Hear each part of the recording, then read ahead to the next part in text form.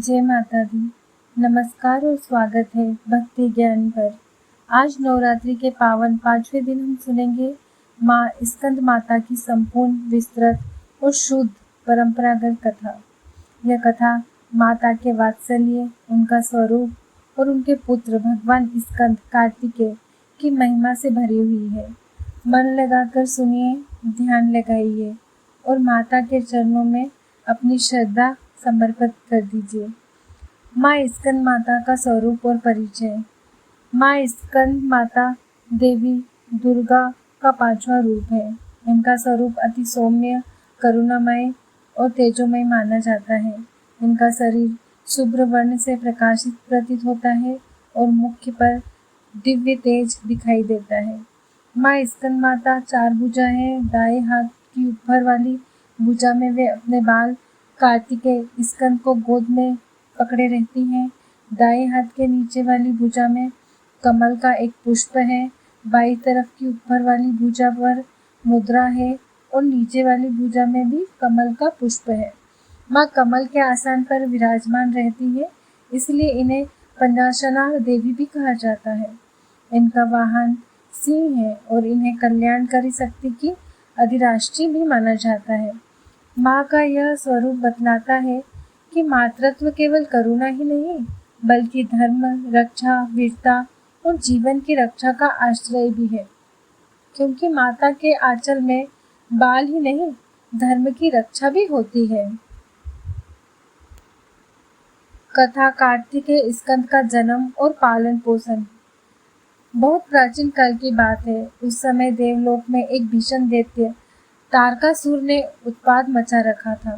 उस दैत्य को यह वरदान प्राप्त था कि उसकी मृत्यु केवल उसी पुरुष के हाथों संभव होगी जो भगवान शिव और माता पार्वती का पुत्र होगा।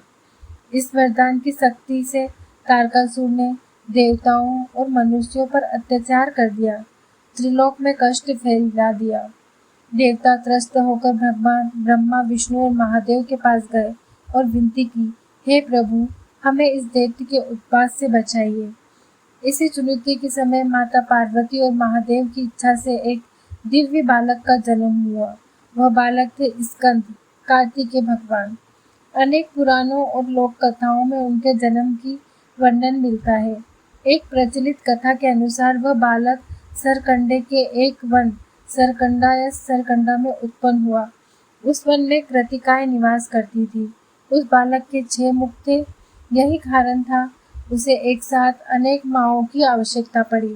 जब कृतिकाओं को यह बालक मिला तो उन्होंने प्रेम और वात्सल्य से उसका पालन पोषण किया, इसीलिए उसका नाम पड़ा कार्तिकेय, कृतिकाओं से संबंधित। जब शिव पार्वती को अपनी संतान के विषय में ज्ञान हुआ तो वे शिवजी ने तुरंत अपने प्रमुख दूतों और सेनापतियों वीरभद्र, विशालाक्ष, शंभुकर्ण, नंदीश्वर, गोकांच, दधिमुख आदि को भेजा।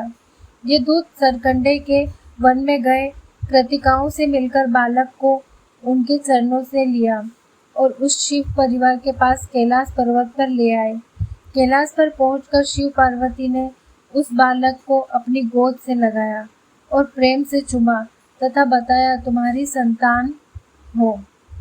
शिव जी और पार्वती ने कार्तिकेय को न केवल माता पिता का स्नेह दिया, बल्कि उसे कुल परिवार का महत्व और धर्म के पालन का आदर्श भी सिखाया। बालक का स्वभाव वीरता से भरा था। वे बचपन से ही शक्ति, धैर्य और पराक्रम के गुण दिखाने लगे। कैलाश में देव परिवार और सभी ऋषि मुनि भी उनके गुणों से प्रभावित हुए।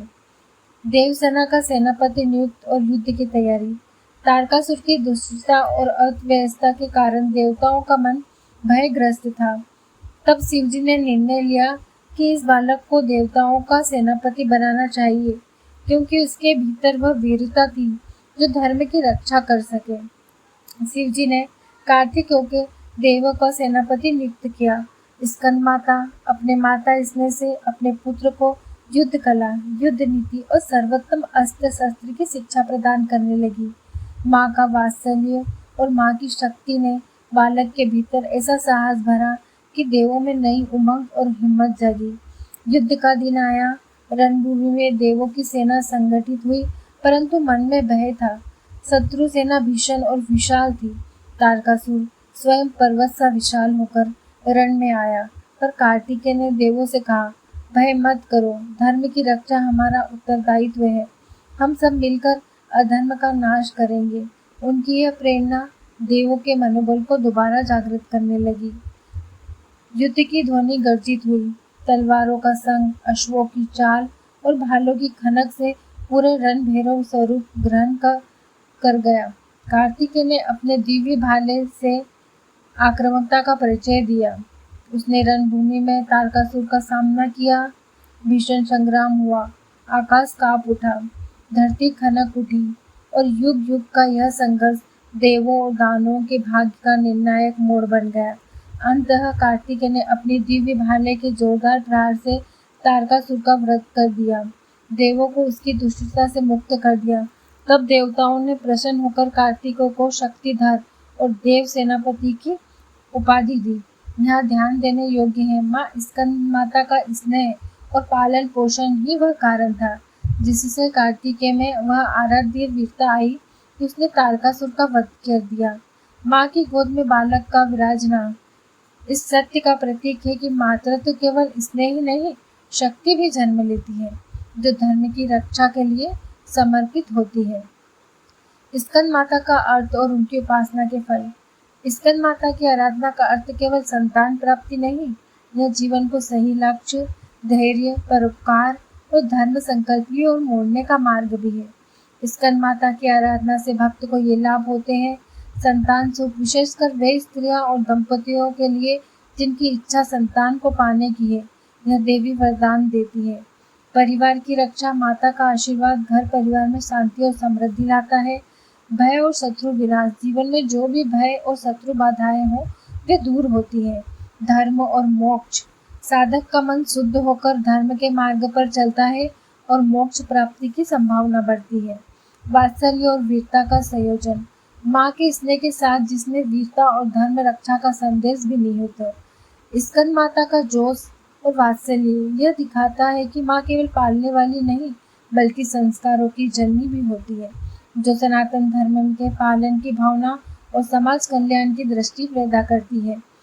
कार्तिकेय का बचपन अद्भुत था। उनके 6 मुखों का प्रतीक यह है कि वे हर दिशा से देख सकते थे, हर प्रकार की सूझबूझ और ज्ञान समेटे थे। कृतिकाओं ने उन्हें अपने अपने स्तन से दूध पीकर पाला है, इसलिए वे कृतिकेय कहलाए। कृतिकाओं की सेवा और पालन ने कार्तिकेय को करुणा, शौर्य और समर्पण का संस्कार दिया है। कैलाश पर लौटने के बाद शिव पार्वती ने उन्हें केवल पारिवारिक शिक्षा दी बल्कि जीवन में धर्म और कर्म का महत्व भी समझाया। शिव जी ने कहा, तुम्हारा उद्देश्य केवल युद्ध नहीं बल्कि धर्म की रक्षा और जनता की रक्षा है। पार्वती माता ने उसे ममता सिखाई कि शुद्ध हृदय की शक्ति को ही सही दिशा देता है। कार्तिकेय का रूप बाल स्वरूप ही रखा गया ताकि वे सदैव माँ के अलिंग में रहें। यह दर्शाता है कि शक्ति और ममता का संयोजन सर्वोपरि है। देवताओं ने भी कार्तिकेय को अनेक दिव्य अस्त्र दिए, अनेक पास प्राप्त और धर्म रक्षा के समस्त शक्तियाँ संभालित है। धरातल का लोक कथाएं उपदेश, स्कंद माता की कथा केवल ऐतिहासिक कथा नहीं, यह हमें अनेक उपदेश भी देती है। मातृत्व का महत्व, परोपकार, पारिवारिक संस्कार, धर्म के प्रति प्रतिबद्धता और संकटों में धैर्य। जहाँ एक और माता का स्नेह व्यक्ति को नरम बनाता है, वहीं उसी माँ की प्रेरणा उसे वीर बनाकर धर्म की रक्षा पर अग्रसर करती है। कथा यह बताती है कि किसी भी कठिनाई का सामना ज्ञान और साहस के संयोजन से ही संभव है और यह शक्ति हमें माता के आराध्य स्वरूप में मिलती है। अब हम पूजा विधि का भी पूर्ण विवरण दे रहे हैं जिससे आप श्रद्धा से अपना कर माँ की कृपा प्राप्त कर सकते हैं।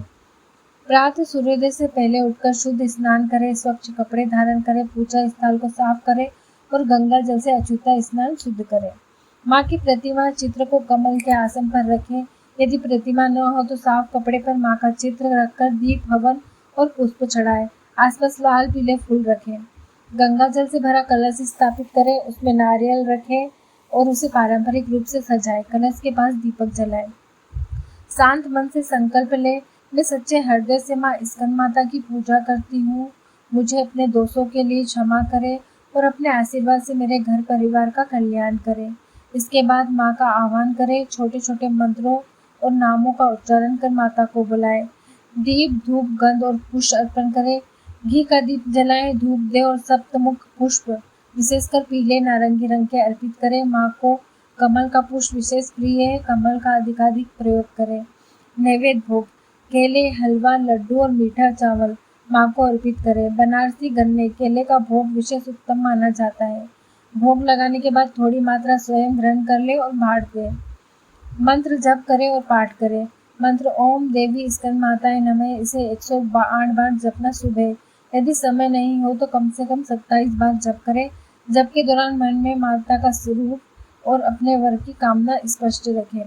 पूजा के बाद माँ की कथा का पूर्ण वाचन या श्रवण करें। कथा सुनते समय ध्यान रखें कि मन विचलित न हो। कथा में वर्णित भावों को अपने हृदय से स्थान दें। माँ की आरती भक्तिमय स्वर में करें। आरती के बाद दीपक को माता के सम्मुख चढ़ाकर भजन कीर्तन करें। अंत में प्रार्थना करें कि माँ आपकी अज्ञानता को दूर करें, धर्म मार्ग पर चलने की शक्ति दे। भोग और प्रसाद का वितरण करें। माता का प्रसाद गरीब, वृद्ध और जरूरतमंदों में बांटना शुभ होता है। दान और सेवा करने से पूजा के फल और बढ़ जाते हैं। माँ की विशेष कृपा के कहते हैं कि जिन घरों में सालों तक संतान की कामना की हो और विश्वास पूर्वक स्कंद माता की उपासना की हो, उन्हें शीघ्र संतान की प्राप्ति हुई है। कई बार रोगी शीघ्र स्वस्थ हुए हैं और परिवारों में समृद्धि आई है। लोक कथाओं में ऐसे अनेक उदाहरण मिलते हैं जहाँ माता की सरल आराधना ने असंभव को संभव कर दिया है। इन कथाओं का मूल संदेश यही है कि सच्चे हृदय और अटूट श्रद्धा से किया गया एक छोटा सा प्रयास माता की अनुकंपा को आकर्षित करता है। माता के प्रति श्रद्धा, जीवन में मातृभक्ति और सम्मान रखें। धर्म की रक्षा, संघर्ष के समय धर्म के लिए बोलने और लड़ने का साहस रखें। संस्कार और पालन पोषण, बालक के पालन पोषण में मातृपक्ष और परिवार का योगदान सर्वाधिक महत्वपूर्ण होता है। सहनशीलता और समर्पण, कठिनाइयों में धैर्य रखें और सत्य मार्ग पर दंड रहे। यह थी माँ स्कंद माता की पूर्ण कथा, उनका स्वरूप, उनका वात्सल्य और उनके पुत्र कार्तिकी की कथा की विजय गाथा। यदि आप चाहें तो इस कथा को नियमित रूप से नवरात्रि के 5वें दिन सुनें और माँ के चरणों में अपनी श्रद्धा अर्पित करें।